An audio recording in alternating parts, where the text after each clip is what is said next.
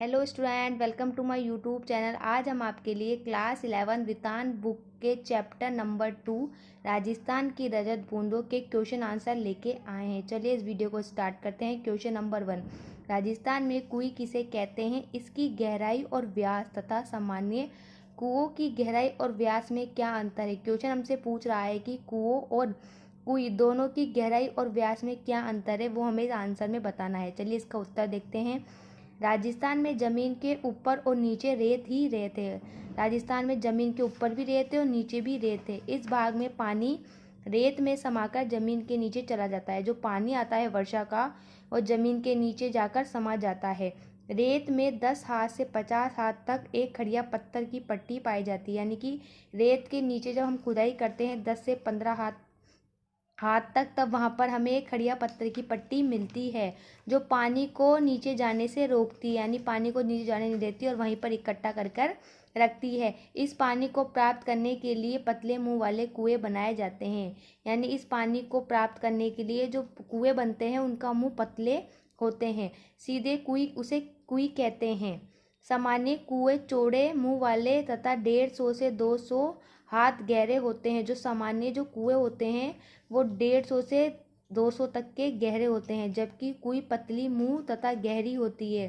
जबकि कुएं की जो गहराई है वो गहराई ज़्यादा होती है और उनका मुंह भी पतला होता है। क्वेश्चन नंबर 2, दिनों दिन बढ़ती पानी की समस्या से निपटने में यह पाठ आपकी कैसे मदद कर सकता है तथा देश में अन्य राज्यों में इसके लिए क्या उपाय हो रहे हैं, जाने और लिखिए। इस क्वेश्चन में हमसे पूछा गया है कि पानी की समस्या बढ़ती जा रही है और जिन राज्यों में पानी की समस्या है, जिन राज्यों में पानी नहीं है, उसके लिए हमें क्या करना चाहिए। इस क्वेश्चन में उसका आंसर हमें देना है। चलिए इसका उत्तर देखते हैं। यह पाठ हमें पानी की कमी से उत्पन्न होने वाले संकट के प्रति आग्रह करता है।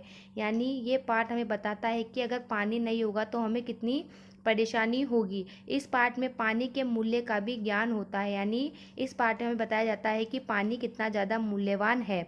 हमें किसी भी हाल में पानी को बर्बाद होने से बचाना चाहिए।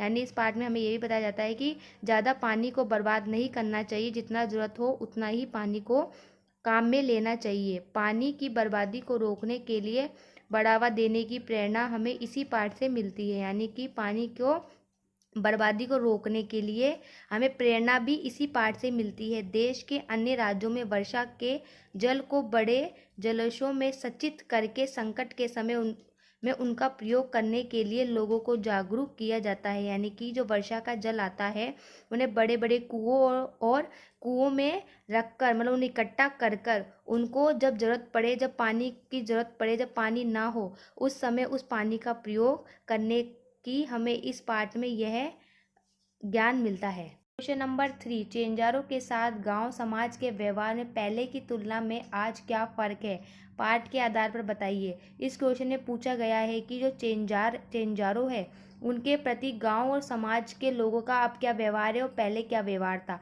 इस पाठ के आधार पर पूछा गया है। अब इसका उत्तर देखते हैं।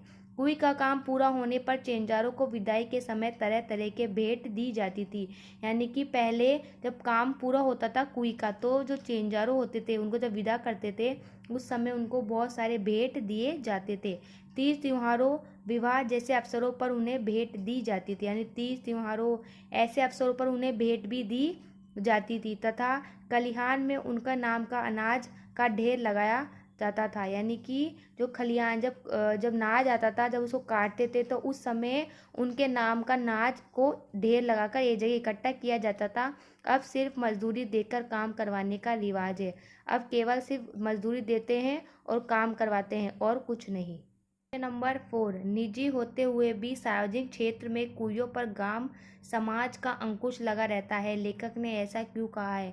लेखक इस क्वेश्चन में बोलते हैं कि जो कुइयाँ होती है वो सार्वजनिक होती है, लेकिन फिर भी उन पर ग्राम समाज का अंकुश क्यों लगा रहता है। इस क्वेश्चन में ये पूछा गया, उसका उत्तर देखिए।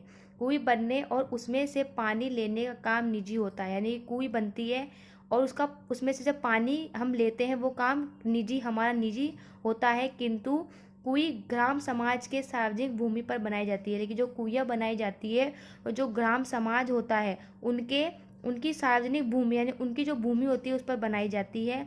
उस क्षेत्र में बरसने वाला पानी साल भर पानी के रूप में सुरक्षित रहेगा, यानी कि उस स्थान पर जो पानी बरसता है साल भर वो सुरक्षित रहता है, जो बाद में रिसकर कुएं में इकट्ठा होता है और वो धीरे धीरे जाकर कुएं में इकट्ठा होने लगता है। वर्षा की मात्रा को नई कुएं बनाकर पहले से तय नमी का बंटवारा किया जाता था, यानी कि नई कुएं बनाकर उसका पहले से ही बंटवारा किया जाता था। इसलिए निजी होते हुए भी सार्वजनिक क्षेत्र में बनी कुएं, यानी जो कुएं होती है वो निजी होते हुए भी ऐसे सार्वजनिक क्षेत्रों में उन कुएं पर ग्राम समाज का अंकुश लगा रहता है। क्वेश्चन नंबर 5, कुएं निर्माण से संबंधित निम्नलिखित शब्दों के बारे में जानकारी प्राप्त करें। पालर पानी क्या होता है, पाताल पानी क्या होता है और रेजानी पानी क्या होता है। चलिए इनका उत्तर देखते हैं। उत्तर, पालर पानी क्या होता है, ये पानी सीधे बरसात से मिलने वाला पानी है, यानी ये जो पालर पानी होता है वो सीधा हमें बरसात से मिलता है। यह धरातल पर बहता है, यानी जो पानी होता है वो धरातल पर बहता है और नदी तालाब में इकट्ठा हो जाता है और वो सीधा आकर नदी तालाब में इकट्ठा हो जाता है। पाताल पानी क्या होता है, यह पानी का दूसरा रूप है, यानी ये पानी का दूसरा रूप है पाताल पानी, जो वर्षा के बाद रेत द्वारा सोखा जाता है, यानी बरसात आती है और फिर रेत के अंदर जाके वो सूख जाता है, यानी सोखा जाता है और खड़िया पत्थर की पट्टी के अभाव में ज़मीन के नीचे चला जाता है और फिर वह जो खड़िया पत्थर की पट्टी होती है ज़मीन के अंदर वहाँ पर जाके नीचे जमा होने लगता है। कुएं में यह पानी 150 से 200 हाथ नीचे मिलता है। जो ये पानी होता है कुएं के अंदर वो 150 से 200 हाथ नीचे मिलता है। जो खारा होता है वो काफ़ी खारा होता है ये पानी। पाताल पानी, रेजानी पानी, पालर पानी और पाताल पानी के बीच ये पानी का तीसरा रूप है, यानी पालर पानी और पाताल पानी दोनों के बीच का तीसरा रूप है रेजानी पानी। यह पानी धरातल के रेत द्वारा सोख लिया जाता है, यानी जो रेत द्वारा ये पानी क्या जाता है नीचे जाके सूख जाता है, परंतु खड़िया पत्थर पट्टी के कारण पाताल में नहीं मिल पाता। यानी जो ये पानी होता है जो खड़िया पत्थर की पट्टी इसको नीचे जाने से रोक लेती है, इसलिए ये पाताल में जाने से रुक जाता है। कुएं बनाकर ये पानी निकाला जाता है, यानी कुएं में इकट्ठा कर कर इस पानी को निकाला जाता है, जो पीने के काम भी आता है और इस पानी को हम पीने के लिए काम में लेते हैं।